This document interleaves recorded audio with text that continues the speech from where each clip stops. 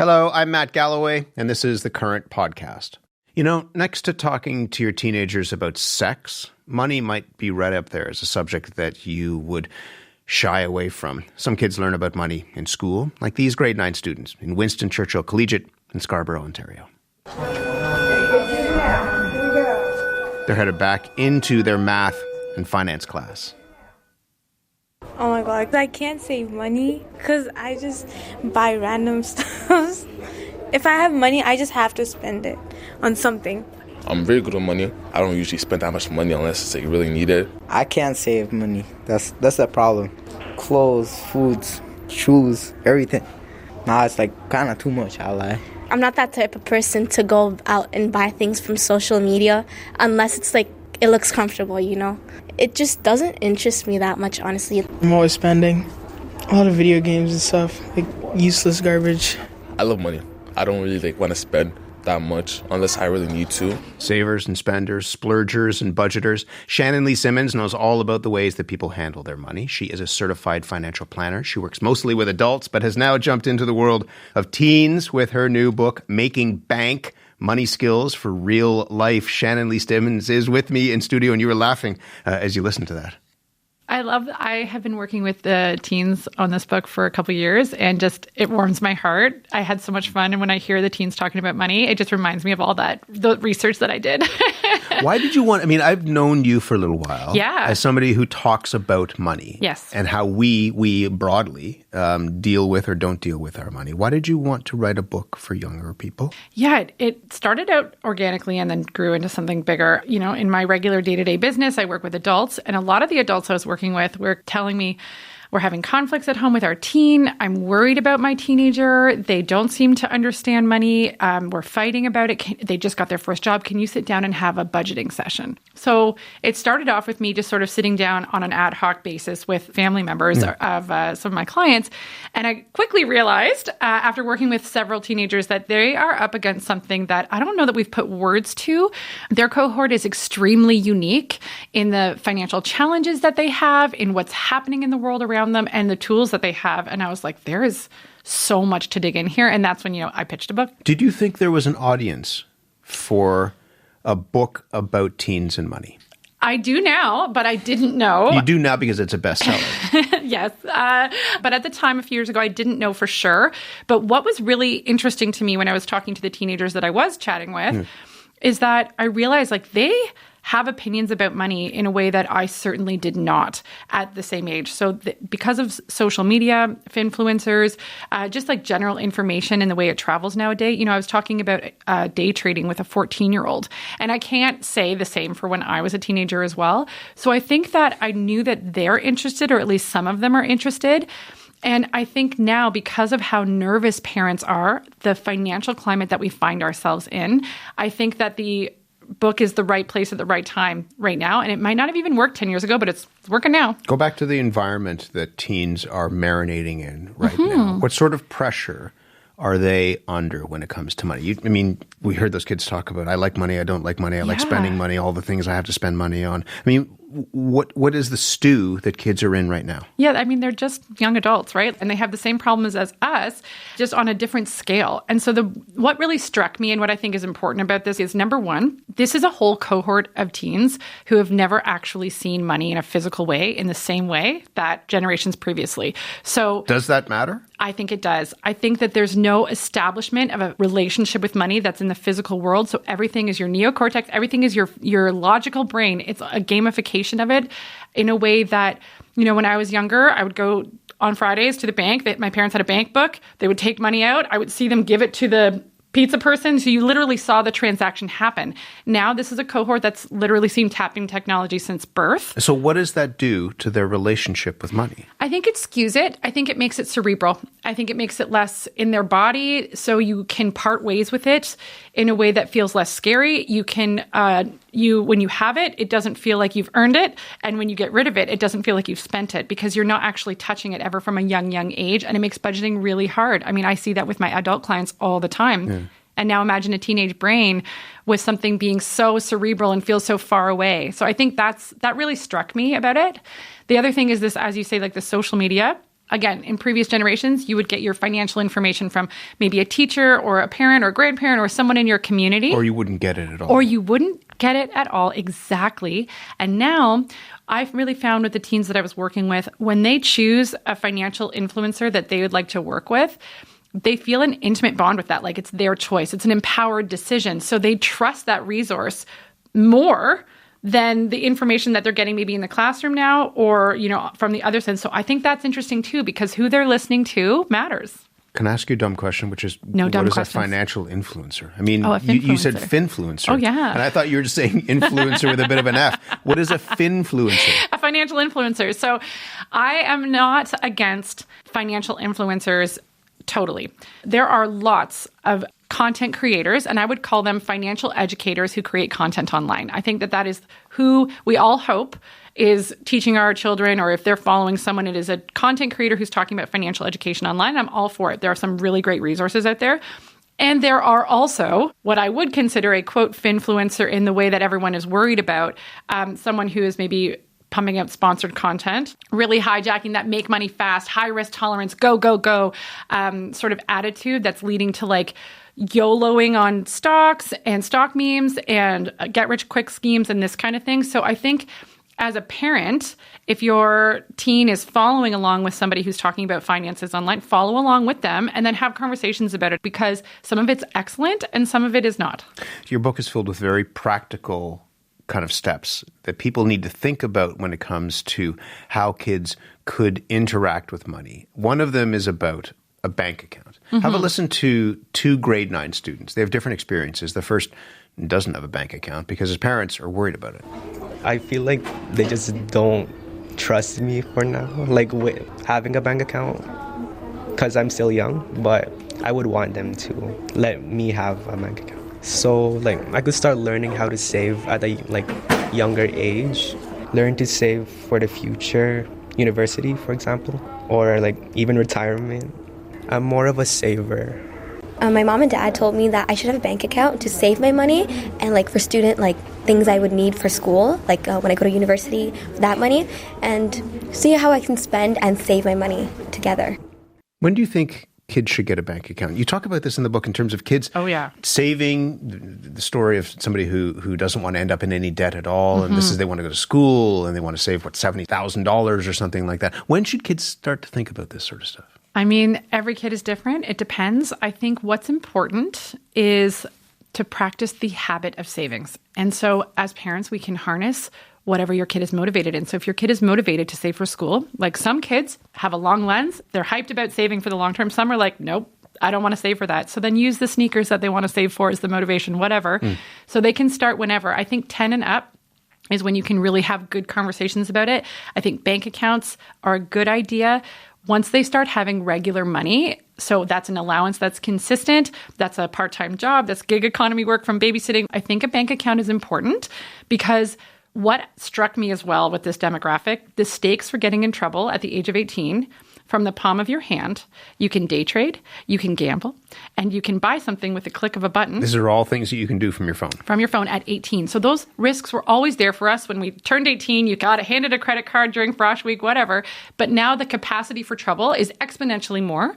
So we need these teens practicing the habit of saving. It doesn't matter what they're saving for, and the habit of putting that money aside and then living within what's left over and making choices so that when they turn 18 and they have all that power, they're ready to go. Living within what's left over is also known as budgeting. Have a listen to this. I travel a lot, so we need money for that too. So now that I'm learning about budgeting and all that, I feel like I need to ask my parents how they budget our vacations as well. That's a question that just got up in my mind. What is it like to watch teens become aware of the concept of budgeting? That the money that comes in doesn't necessarily need to be all the money that goes out if you can make that work. It was so fulfilling to watch that happen. So putting the idea of budgeting and how to make choices within what's left over in a digital world is really, really hard to do. And so they have to learn how to budget with tap technology on a teenage brain. This is very difficult to do. What do you tell them about how to do this? Back to basics in the sense of get your savings out of there. I had a lot of them fake payroll deductions, from their parents' allowance and stuff. Get it out of your spending account. Get it away from you. Pretend like it's not even yours so that you sort of know like what's your limit spend within it. And then within that budget, who cares what you're spending it on? I don't care if it's Sephora. I don't care if it's Starbucks. I don't care if it's sneakers, whatever. It's the same advice I would give adult clients. Once you have access to it, it feels like fair game. And so getting it out of there right away is like very important. And then also being mindful and like doing that sort of act of, well, that didn't work out. What went wrong? And troubleshooting it. And instead of feeling like a failure, really introducing the concept of budgeting like, this is a dynamic situation that's going to change month to month for you because they're gig economy workers.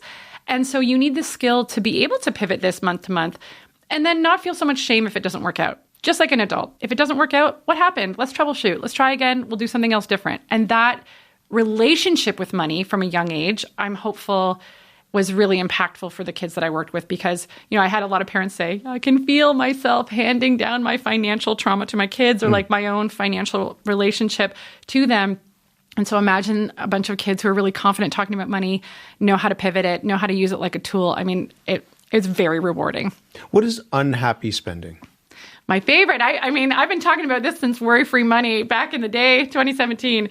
It is what I used for grownups, and I'm using it now for the teens. It is the idea of mindfully choosing where your spending money goes so that you get the most joy out of it. I talk about it as an emotional return on investment versus a sort of financial return on investment. So once you siphon off those savings, I had the teens, and I would say anyone who's listening, you can do this yourself as well. Look at, okay, where does your money actually go?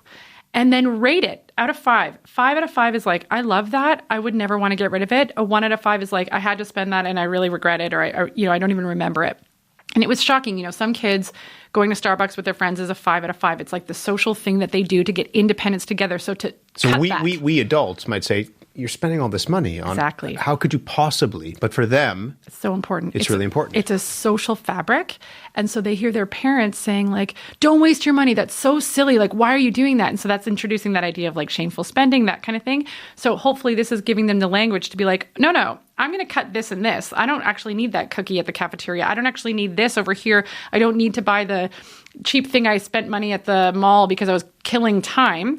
I'm going to save the money I do have to spend it on the things that now I'm really mindful give me joy. So that's, this, and this. Great. And so that's a mindful choice, and it's teaching that decision-making process, but in a way that gives permission to enjoy the spending money so that you don't resent the savings that are not in your spending account. That's the whole point.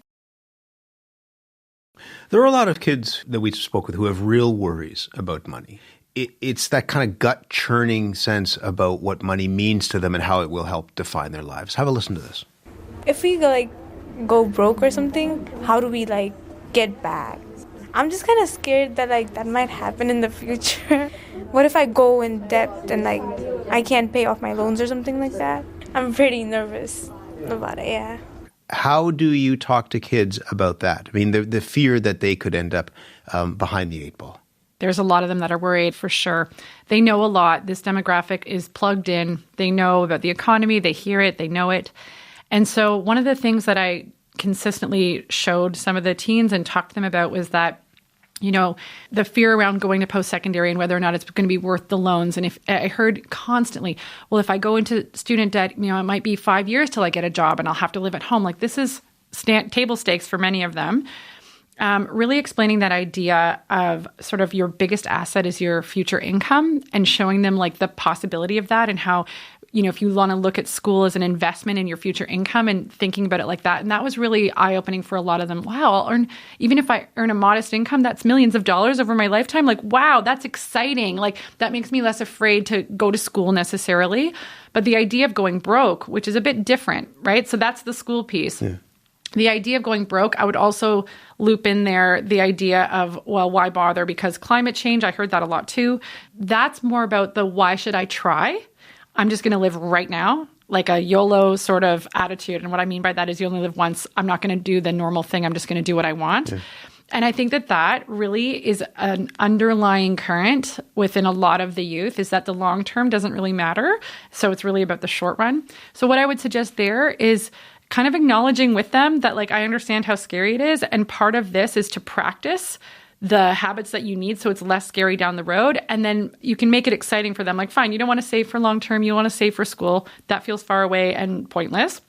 Why don't we save up for something that you do want? Because again, the point is to teach them to practice the habit of savings. And so whatever motivates them is good by me. I don't care what they're saving for, just like as long as they're doing it. Because once you develop that habit and it becomes sort of second nature, the confidence piece moves up and then your anxiety goes down.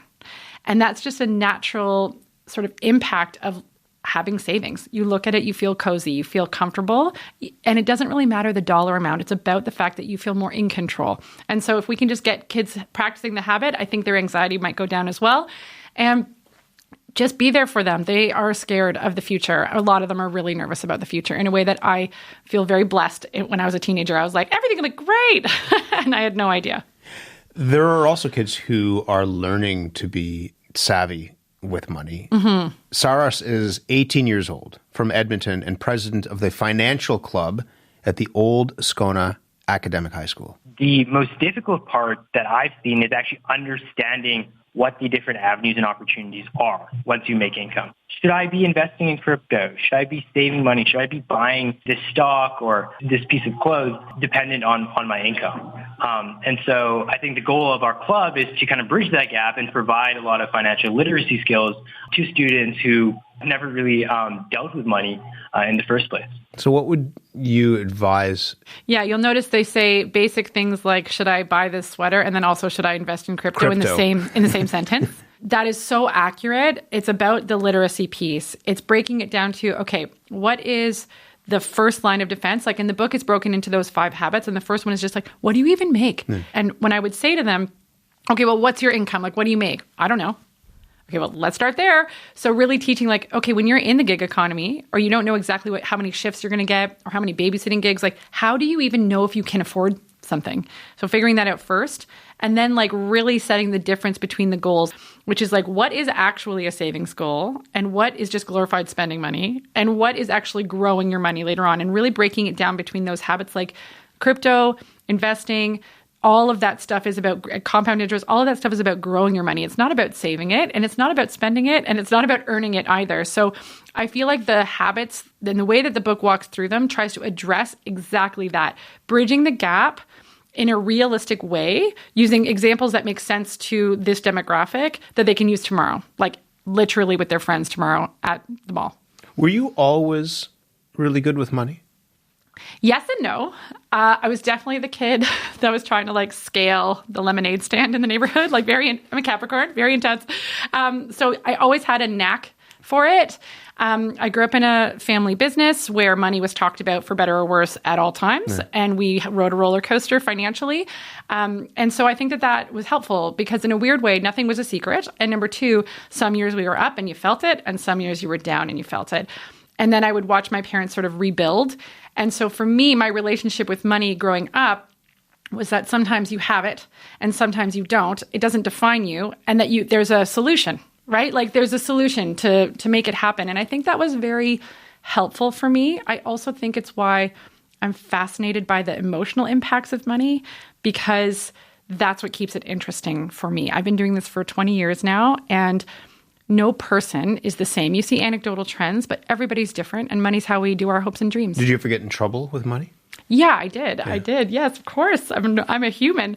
A couple times. So later in university, I had student debt like anybody else. Blew like a lot of my student loan to go to Japan on a trip, and then was like, well, that's a lot of money that I don't have a job for now, and all that. And number 2, I think we've even talked about this years ago. I did the Barter Babes project, which is where I like quit my Bay Street job to barter my financial advice in exchange for goods and services, which doesn't pay the rent. And I ended up having to take money out of my RSP at that moment. I went into credit card debt. It was a real financial fiasco, though with the long lens of time, what a great launching pad. But in the moment, it was terrifying, right? I couldn't get that perspective at the time. It was really scary. What did you learn from that? People make mistakes, right? Yes. Every single person makes mistakes with money. It's going to happen. It's going to happen frequently in your life. Money is a tool. It's annoying. It's in the way. And we live in a world where you have to have it to do certain things. So we're constantly forced to make financial decisions, whether we like it or not, and whether we have it or not. And so you're going to mess up. Your kids are going to mess up. And the best thing you can do is have an honest, open conversation with them and help them sort of navigate this in the same way that you would help them navigate getting their first job or like learning how to deal with social media. Like those are the same kinds of navigation skills that we can all help with. But those are tough conversations if you're talking about social media or sex or money. How do you have that in a family in a way that it doesn't explode? There are scenes in the book in which it feels as though things could get explosive. Parents are upset. Kids feel hard done by. People are trying because it's money. It's real. And that's what's happening on the home front for a lot of families. So I think, number one, I make the joke in the book, I'll say it here too, like I'm always like, is everyone hydrated and well fed? So like springing these kinds of money conversations on your teen when they're after school and exhausted, like not ideal, you know, put a family meeting into the calendar and like make sure everyone's their best self that day. I think using a third party to show that you're acknowledging that it's not a right or wrong with money talks. It doesn't matter if you're talking to your partner about it, your colleague about it, or your kid. Always remember that nobody's right and nobody's wrong. Even if you think that someone has done something absolutely ridiculous that you would never do, they probably have their reasons. It's probably different. Like there's probably something going on there. So coming to that conversation with empathy and vulnerability and assuming, okay, you think you're right for a reason. I think I'm right for a reason. And we both think each other's wrong. What are those reasons and what's the way forward? Do you really believe, just finally, that money doesn't define us? We live in a society where, I mean, if you're talking about what kids are getting on social media, they're not seeing people who aren't throwing money around, who they're trying to idolize. Those are the people that they want to be. But it's not just young people. We all live in a society where those who, for better or worse, those who are more successful are venerated, and those who aren't. Do you really believe that money doesn't define us? I believe that money does not define us, but I do believe that money defines our confidence. So if you are a person, it doesn't matter about the dollar amount necessarily. Within reason, obviously, we're talking about financial security is met, right? We have our security needs met. But if we're talking about the difference between someone who can go on 10 vacations a year or one vacation or no vacations, a lot of the resentment and the happiness that person might feel comes down to perspective, comes down to personal confidence, comes down to self-worth, comes down to a lot of other things in their life. So what's making that person happy? And so I know it sounds trite, but I have seen it for 20 years on the front line of financial planning. People who have lots of money, people who have not so much money. And I would say someone's self-worth, which is what's defining, is not irrespective, but definitely not linked and inextricably linked. Lots of people who don't have a lot of money have a high sense of self-worth and are very happy, even though it's frustrating. And lots of people who have lots of money have very low self-worth, very low self-esteem. And so I would say that they are not necessarily, one does not define the other. Do you have one bit of advice for parents to get their kids to read this book? That's a great question. It's hard. No, it's a great question. So I have number one, there's the keen teen who wants to read it. So that's a slam dunk. Number two, if your teen is resisting, I've had parents that have literally paid their children to read it. So for example, I will open you an investment account and I will put $50 in there, $100 or something. Read this book, then we'll talk and you can do whatever. I'll trade for you on that account. That was interesting. That's happened a few times. And then I've also some of the more challenging situations where teens have access to parent money and then they're overspending and it's a big fight. Parents saying we're pausing support for a second. We're all going to read this book as a team. We're going to come back to the table and we're going to redefine the boundaries because I want to give you money. I want to support you, but I also can't stand this fighting and I feel like it's never enough. So I'm going to read this book. You're going to read this book and we're going to talk about it as a family. We're going to make this a plan together going forward. And so again, that's using money to not cut them off, but pause the funds. Or bribe them to read the book. Or bribe them to read the book. But you know what? I mean, they're teenagers. Yeah. You need to motivate it for them. If they're not a keen teen, you need to motivate it and make it exciting. And the nice thing about the book that I've heard is that because it reads like a novel and not like a textbook, once they crack it, it goes pretty fast. So that's really rewarding too. Shannon Lee Simmons, thank you very much. Thanks for having me. You've been listening to The Current Podcast. My name is Matt Galloway. Thanks for listening. I'll talk to you soon.